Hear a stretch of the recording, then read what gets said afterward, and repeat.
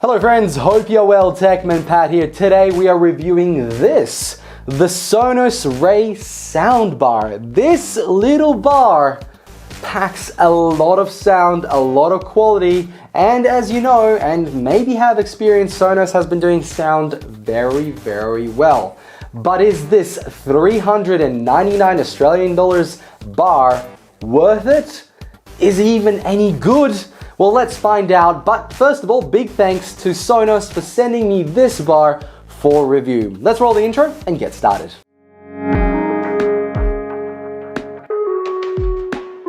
So first of all, why do people bother with sound bars? Well, the problem is TV sound isn't all that great. TV manufacturers, they really put effort into the visual aspect, and sound is generally very much a big afterthought.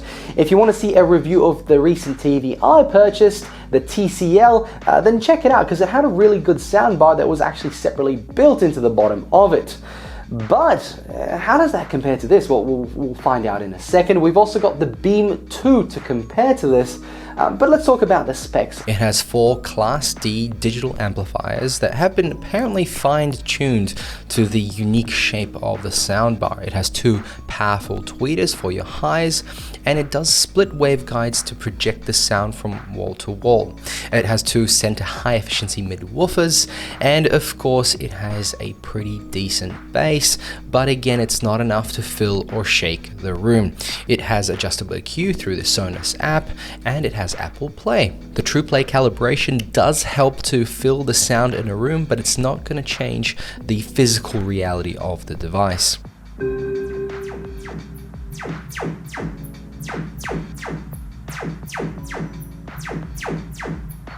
It can of course do stereo PCM, Dolby Digital 5.1, DTS Digital Surround, and it just sounds good all around, even when just playing music. On the connectivity side, it has Wi-Fi with 2.4 GHz, and it has optical sound. 10x100 Ethernet infrared IR receiver, so your TV remote can control the receiver, which is awesome. And this whole package weighs around 1.95 kilograms. So it's really easy to mount. It has 2 little holes on the back that you can use for screw mounts. That's it. We don't actually get an HDMI cable because they reduced costs, and it doesn't come with things like Dolby Atmos either. And again, to reduce cost, they got rid of the HDMI since you're not going to be using Dolby through your optical cable anyway. So it does have limited I/O. On the top we have 3 buttons. We've got a stop and start for playing music, and we've got left and right buttons that are not actually up or down, they're just little squares, but they usually mean that you can push the sound up and down. It does get controlled by your device's sound, so if you plug this into the TV, the volume will be controlled by the TV remote, so that's really cool. It removes the need for any secondary remotes, which is great. So this only comes really with a power cable and an optical cable. That's all you need to set this up. So like I mentioned, this is mainly for people with a small to medium room. And the reason for that is not just its size, but the actual power and volume of this. I generally kept this at around 40 to 60, depending on the content percent in regards to actual sound, but that might vary depending on your TV. But for me, it was about 40 to 60, 60 being the really top end when I really wanted something loud, and 40 being that general day-to-day. Definitely on the quieter side, so you really got to turn it up. But that's not to say that when it does get louder, it does not distort, which is really good. You don't want to just distorting at the louder ones, you just want it to be louder. So Sonos has been known to make really good audio systems, and by golly, this one is definitely a very good sound system. It's just not particularly loud. Furthermore, they talk about the soundstage and all the marketing and content, and I have to admit, in a small room, yes, you can hear a soundstage. You can even hear sounds to the far left and to the far right. It creates quite a presence.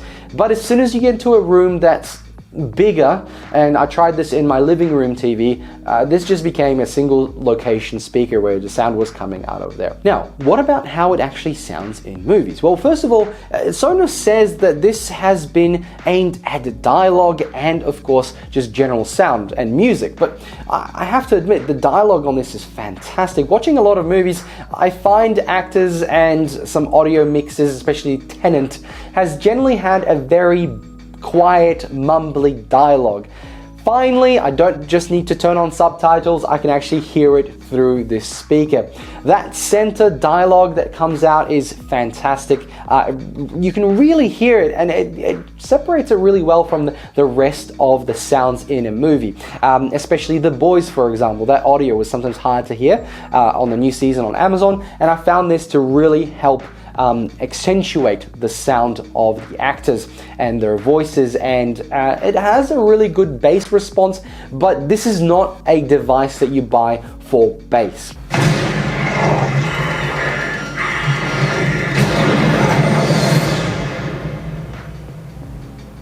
What he has to teach you may very well mean the difference between life and death.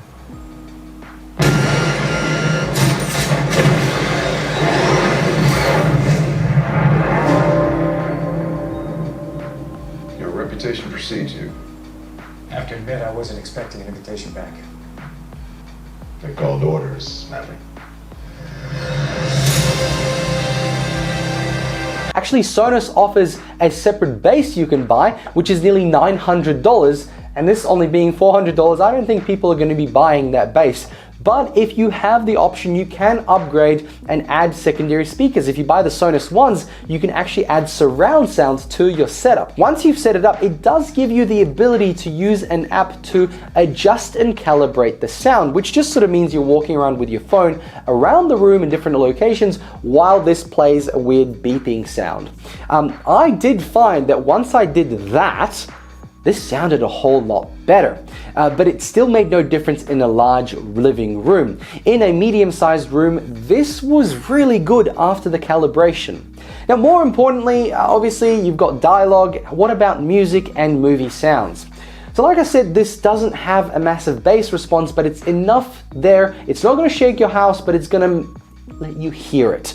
And I really appreciated that. I've got a 5-month-old. I don't really want the house shaking and waking him up when he's napping, so this worked really well for me. But the music sounds are great. The mids and highs and lows are really good. You can hear them quite well, and the app has some really cool features. I was able to connect all my streaming apps and stream them straight to this. The quality was really, really good. Sonos has been doing Bluetooth speakers for a long time, and this is no different. It has a great quality. Now, comparably to the Beam, this is much smaller, hence, obviously, if you have a bigger room, I can't recommend the Ray to you, and obviously the price of the Beam too is $699, $700, and compared to this $400 device, it's a big jump, but that only helps when you have a bigger room.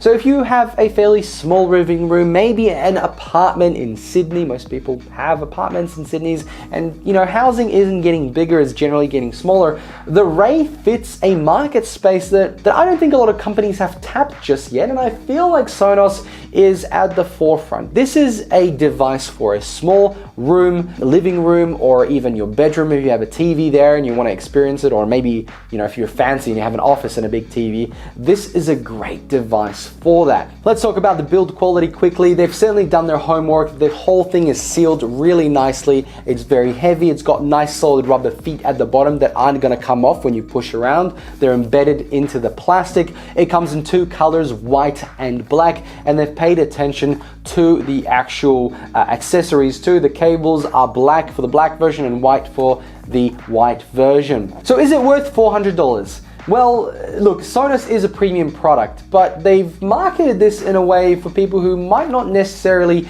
be wanting to spend a lot, and this is at a price that I think is fairly reasonable for the quality that you get out of the sound.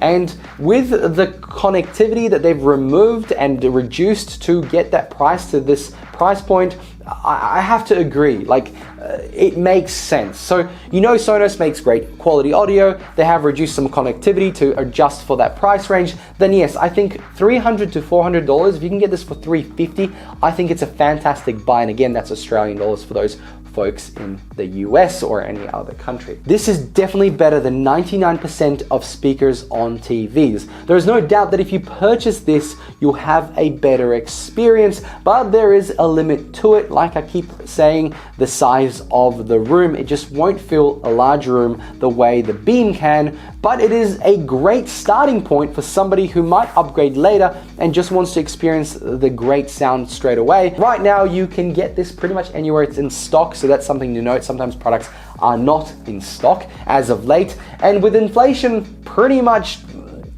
the highest it's been in 40 years, this is looking really, really good at this price point. Friends, thank you very much for watching. Hope you enjoyed this review of the Sonos Ray. Links below where you can get it, probably Amazon. I'll probably put some JB Hi-Fi links in there. Wherever I can find it, have a look. I would suggest looking around because I think this is a great product and it can be got at a good price. Big thanks to Sonos for sending me this for review. It is, look, the build quality is brilliant, but it's like the Apple of speakers. Like it's got fantastic quality, great sound, and quite premium. Big thanks to them anyway. Thanks for watching. I'll catch you all in another one. Bye!